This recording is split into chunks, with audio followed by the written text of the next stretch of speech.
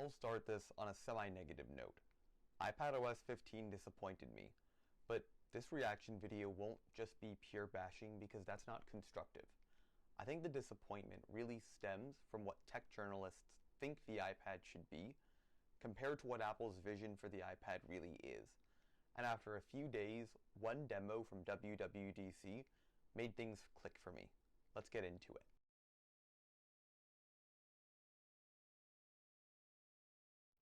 iPadOS 15 comes with all the new features iOS 15 does, like the updates to FaceTime, all the new machine learning and artificial intelligence abilities, as well as focus modes. There's also new a quick notes feature with the ability to create a note quickly from any screen and be able to put links to certain pieces of a website, for example, in it. It's really cool if you use that kind of stuff, but for me, I don't. Still impressive. Same as I said in my iOS 15 preview, which you should go check out if you haven't. A lot of these updates are nice to have, but I wasn't really asking for them. I'm not a developer, so Swift Playground is kind of useless to me, and I'm moving to Firefox instead of Safari, so Safari looks nice, but I'm not really going to be using it. Lastly are the improvements to multitasking. I'll be honest with you, when I was watching the keynote and Craig said, "That's multitasking," I perked up and really started paying attention. The first thing we got is the improved home screen, except it's just what we got with iOS 14 on the iPhone. And don't get me wrong, I'm very glad that you can now put widgets wherever you want on the home screen, even if they are locked in the grid from top left to bottom right. And I like that the app library is now accessible from the dock to make it easier to get to all of your apps wherever you are in iPadOS. But I don't see why any of this couldn't have been added last year. I mean, widgets still aren't interactable, and some of them are just comically big. But better late than never, I guess. And then Craig turned what I was really excited for, multitasking. I found multitasking on the iPad to be incredibly cumbersome and limiting. I really just wanted the ability to run multiple apps in windowed mode to get more than two interactable apps on the screen at once. I know you could have two apps split screened and one in slide over mode, but at a certain point, what's even the point of slide over? You can't interact with the stuff behind the slide over app and it completely covers up one of your apps. Plus it was confusing to deal with. You could only slide it off the screen in one side. Just ugh.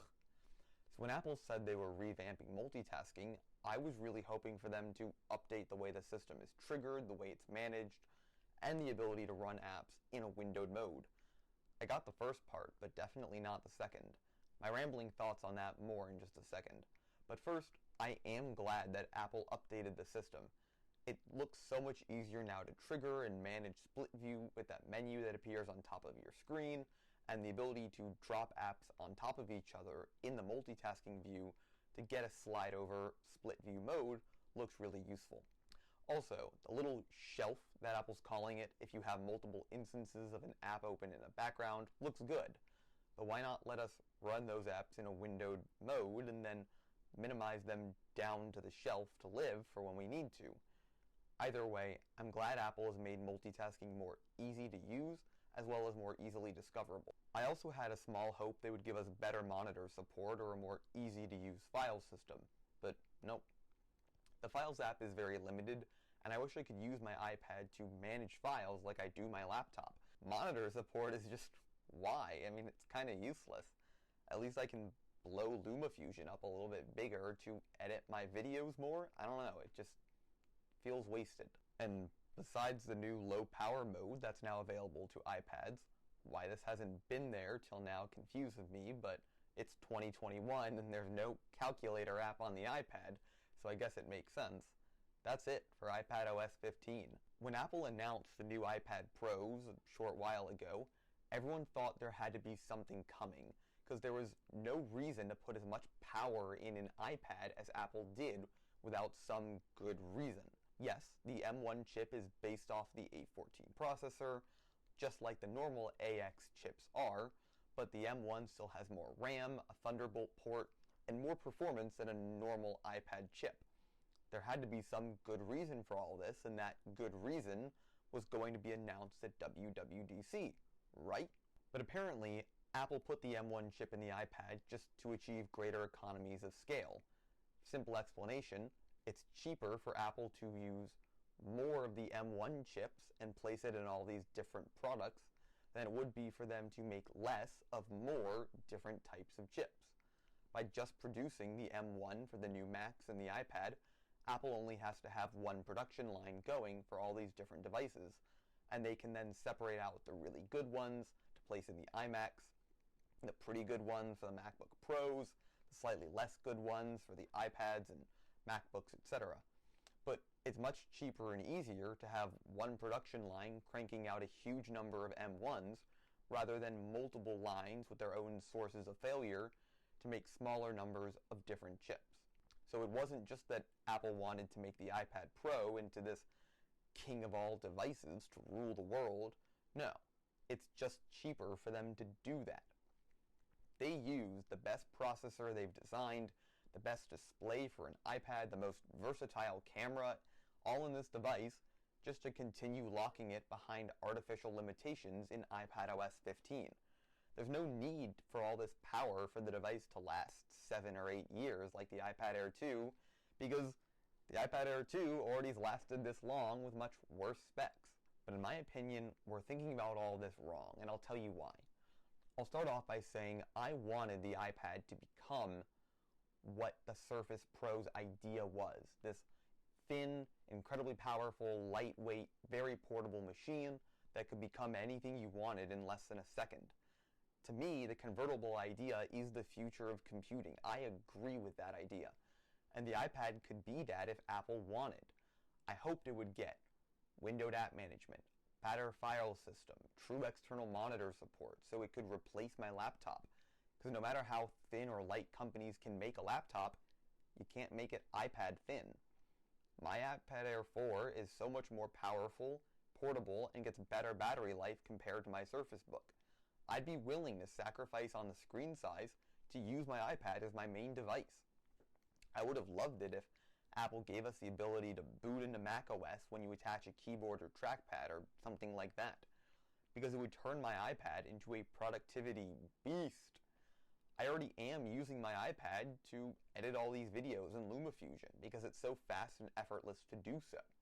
But right now, I can't really use my iPad to do my homework assignment and surf the web at the same time because the multitasking system is so clunky, or iPadOS won't render a website well or at all because it's on mobile.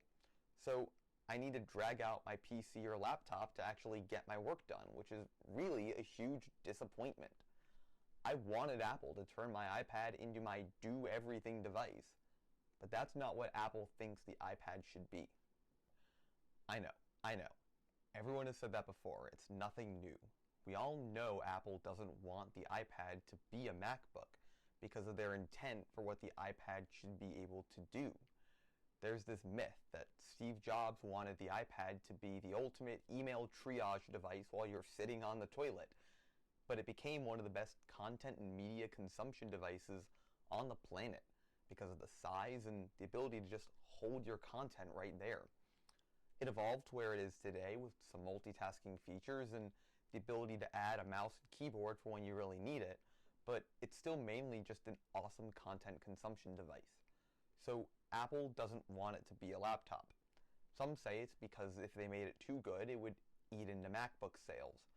While I partially agree, I think if the choice for Apple was Apple eats into Apple sales or Microsoft eats into Apple sales, Apple would gladly cannibalize any one of their products any day of the week. I think Apple doesn't want to make the iPad the ultimate productivity device because they don't want to make one product be the ultimate creation device. Both because they want you to buy multiple devices, money's always got to be involved somehow, and because they have certain use cases in mind they want their product to be superb at while being great at everything else. For example, the iPad is the ultimate content consumption device. I turn to it over my large desktop numerous times because it's more fun to hold my iPad in my hand and lie in bed with it. But it's also nearly unparalleled in its drawing ability. The Apple Pencil support with the 9 millisecond lag time for drawing is industry leading, and the sync between devices means your doodles, your notes, your drawings are available everywhere. I know students who handwrite all their notes on their iPad and just bring it to class to draw on, and for them it works fantastically. You certainly can't do this on any MacBook. So for drawing and handwriting, the iPad is the best product in Apple's lineup. If you want to spill digital ink, you go to the iPad. Same with the iMac. It's for when you need to sit there and get serious computing done. When you need to type up a paper while doing research while working on the presentation for that paper, you get an iMac. It's for serious workflows that you aren't trying to take around, so it's built for that purpose and executes on it perfectly. And between the Mac, the MacBook, and the iPad, Apple has hit the major creation needs of the users while getting as much money as possible out of that consumer. But when you need to handwrite your project, you write it out on the iPad with a high refresh rate display. When you need to draft the presentation for that project, you go to your MacBook. And when you need to create a complex 3D model of what you drew, you use your Mac or iMac.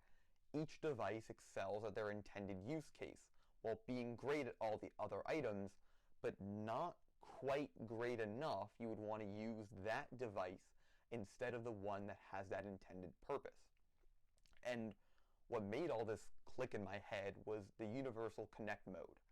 Seeing Craig slide his cursor over from an iMac to a MacBook to an iPad and then drag a file back across each device was mind-blowing, and it solidified the idea that the iPad is this accessory device, not a main product. But it got me thinking, why is this accessory device running the power of a main product? And that's when it hit me. The iPad is a main product, just not for what the tech community wants it to be. We want the ultimate MacBook killer that can become any service in the palm of our hands and then connect it to a monitor when we need it to and run all of our services in Windows to give us the multitasking of our dreams. But Apple sees it as having a different purpose, and because of those differences in expectations, a lot of people were disappointed about the iPadOS updates that we got this year. So most likely, we'll never see the iPad become what we want it to be. Hell, I'm disappointed myself. I really wanted to see more come of it. It's a pain trying to transfer files between this device and anything else. I can't even plug my iPhone into my iPad to quickly transfer photos between them. I can't sync music between my iPad and my iPhone with a cord, or restore my iPhone with my iPad if something goes wrong. If I plug my iPad into an external monitor, I just get a bigger letterboxed screen. The web versions of sites I use to do homework don't really work. And yet, I keep wanting to use this as my main mobile machine. But that's not what Apple wants for the iPad. And until that changes, we're going to continue being disappointed by the amazing hardware and performance packed into these devices. So that's iOS 15. It serves Apple's purpose of making the iPad one of, if not the best content consumption device, as well as an amazing graphic design and artistic creation device. While it may not be the update that the tech community really hoped for, iPadOS 15 continues to elevate the iPad position in Apple's lineup. Thank you all so much for watching my video. I hope you enjoyed it. If you have any thoughts, feel free to leave them down below and we can get a discussion going on the iPad's position in Apple's lineup, as well as maybe your hopes and dreams for iPadOS in the future. Once again, I'm Michael with TechMB. Thank you so much for watching. I'll see you later.